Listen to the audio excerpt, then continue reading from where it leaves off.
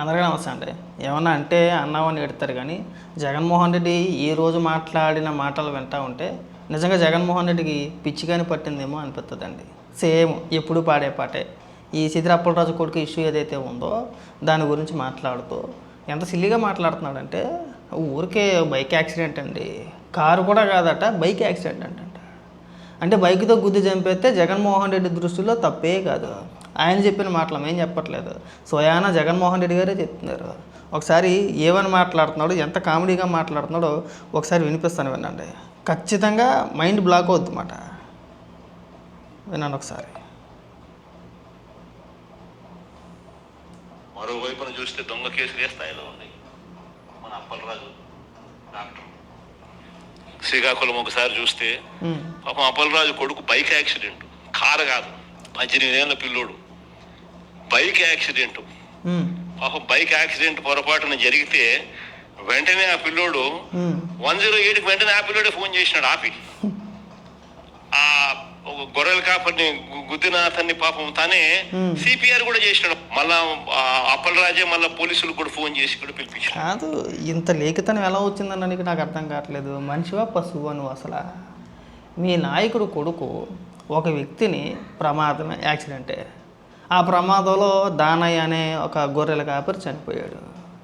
మేము దాన్ని ఎవరో కూడా రాజకీయం చేయాలి, మర్డర్ చేశారు, హత్య చేశారు, లేదంటే కావాలని చంపేశారని చెప్పేసి ఎవరూ అనట్లేదు.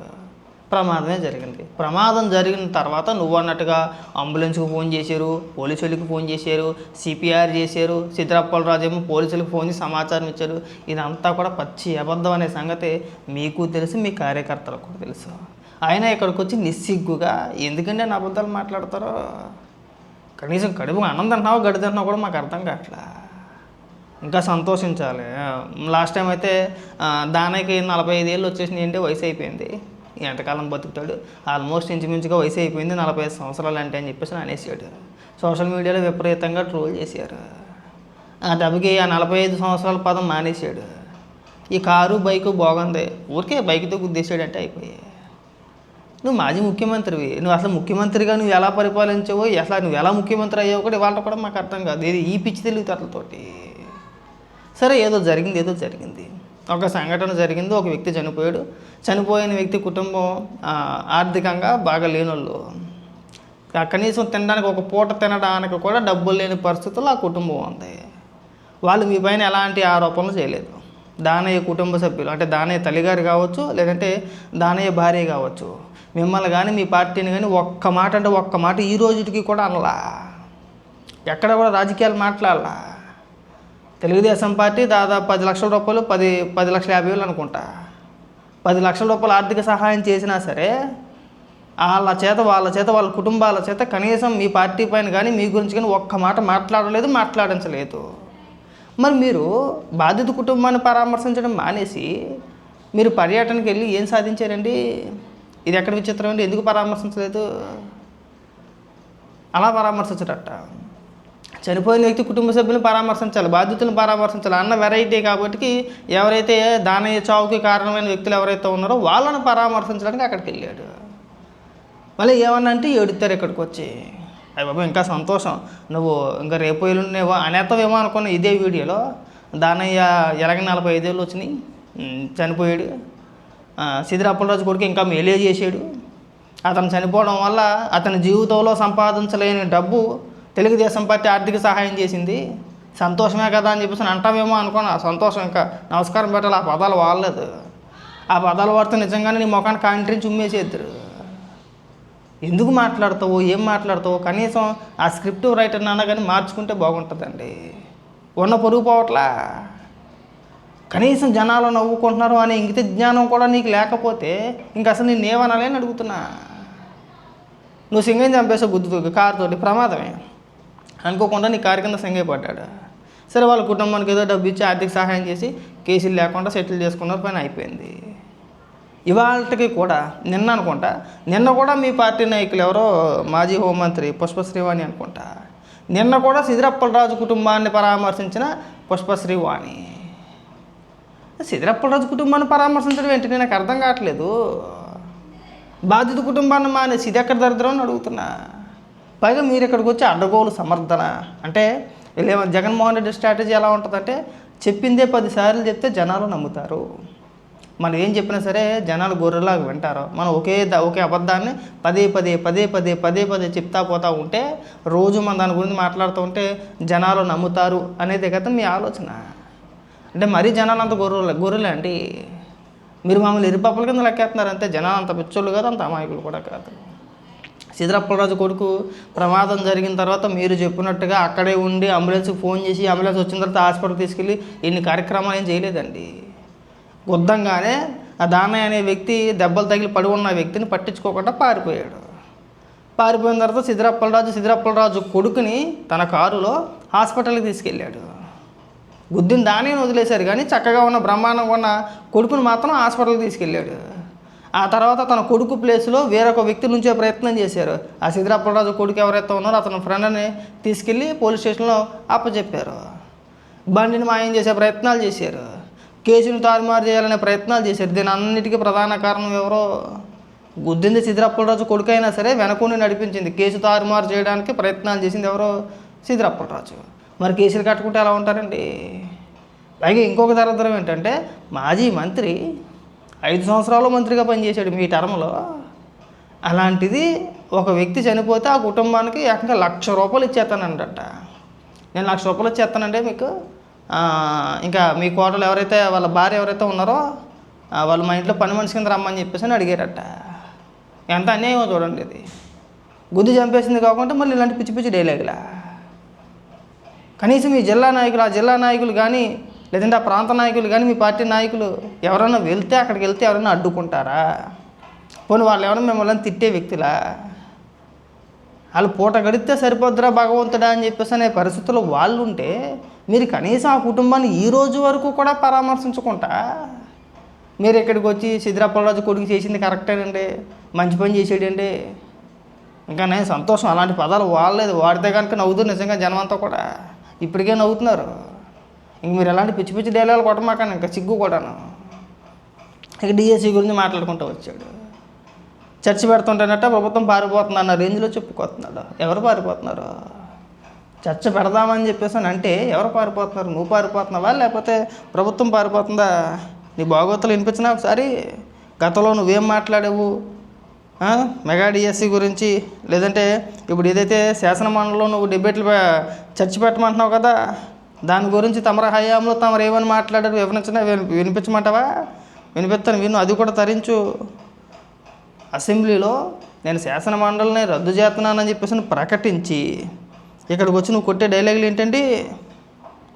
జగన్మోహన్ రెడ్డి గారు ఇదిగో తమరు వీడియోలు ఉన్నాయి, వినిపిస్తాను, ఒకసారి విని తరించండి.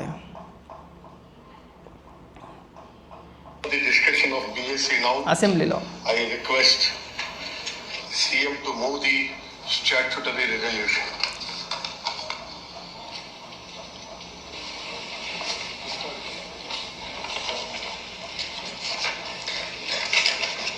Adhiksha, I beg to move the following statutory resolution. The Legislative Assembly of the State of Andhra Pradesh resolves that the Legislative Council of the state be abolished.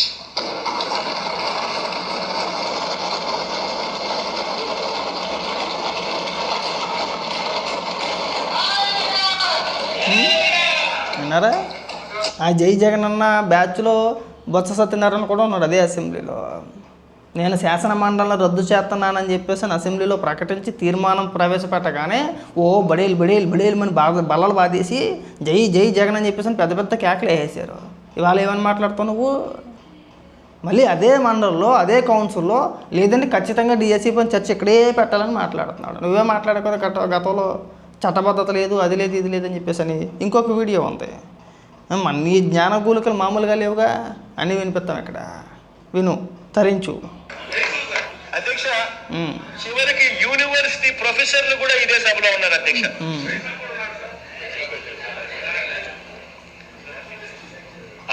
అన్నిటికీ మించి రైతులు ఉన్నారు అధ్యక్ష, జర్నలిస్టులు కూడా ఉన్నారు అధ్యక్ష ఇదే సభలో.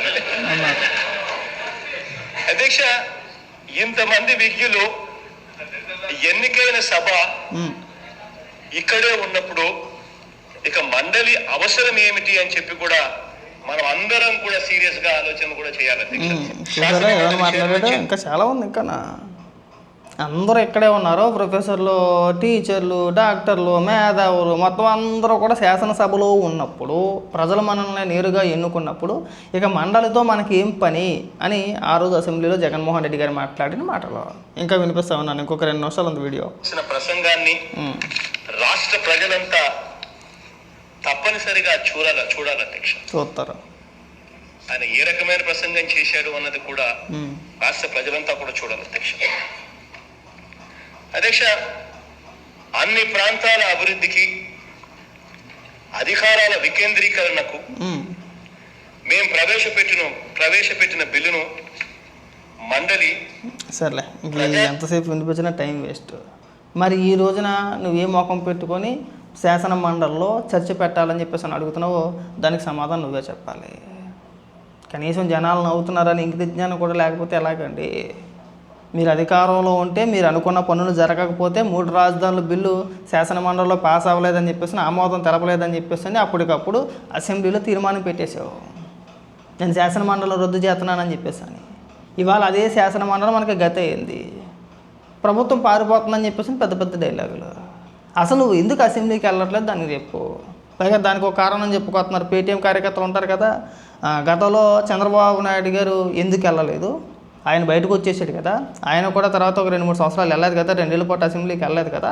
మరి ఇప్పుడు జగన్మోహన్ రెడ్డిని ఎలా ప్రశ్నిస్తున్నారని చెప్పేసి కొంతమంది పేటీఎం కార్యకర్తలు కొన్ని వింత లాజిక్లు మాట్లాడుకుంటున్నారు. ఆ రోజున చంద్రబాబు నాయుడు గారు డే 1 నుంచి వెళ్ళకుండా ఏమీ లేరు. ఓడిపోయిన తర్వాత వెళ్ళారు. ఒకసారి 2 సంవత్సరాల పాటు అసెంబ్లీకి వెళ్ళారు. ఎప్పుడు వెళ్ళలేదు? ఎప్పటి నుంచి వెళ్ళలేదు? ఎప్పుడైతే అసెంబ్లీలో చంద్రబాబు నాయుడు గారి కుటుంబ సభ్యుల్ని, చంద్రబాబు నాయుడు గారి సతీమణి భువనేశ్వరి గారిని కించపరుస్తూ మాట్లాడారో, అవహేళన చేస్తూ మాట్లాడారో ఆ రోజున ప్రకటించారు. మీరు అసెంబ్లీలో నన్ను అవమానిస్తున్నారు ఇంతలాగా, చివరాఖరి నా కుటుంబ సభ్యుల్ని కూడా కించపరుస్తున్నారు, నేను మళ్ళీ ముఖ్యమంత్రి అయిన తర్వాత కానీ అసెంబ్లీలో అడుగు పెట్టనని చెప్పేసి ఆ రోజు మాట్లాడాడు ఆయన.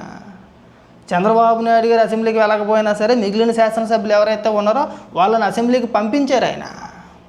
జగన్మోహన్ రెడ్డి వెళ్ళకపోగా ఇక్కడ మిగిలిన సభ్యులను కూడా పంపించట్లేదు. అది విచిత్రం ఇక్కడ. పోనీ ఎవరైనా గతంలో వైసీపీ నాయకులు మాట్లాడినట్టు ఎవరైనా సరే జగన్మోహన్ రెడ్డిని అసెంబ్లీలో ఒక మాట అన్నారా ఇవాళ వరకు? లేదంటే జగన్మోహన్ రెడ్డి కుటుంబ సభ్యులు ఎవరైనా అన్నారా?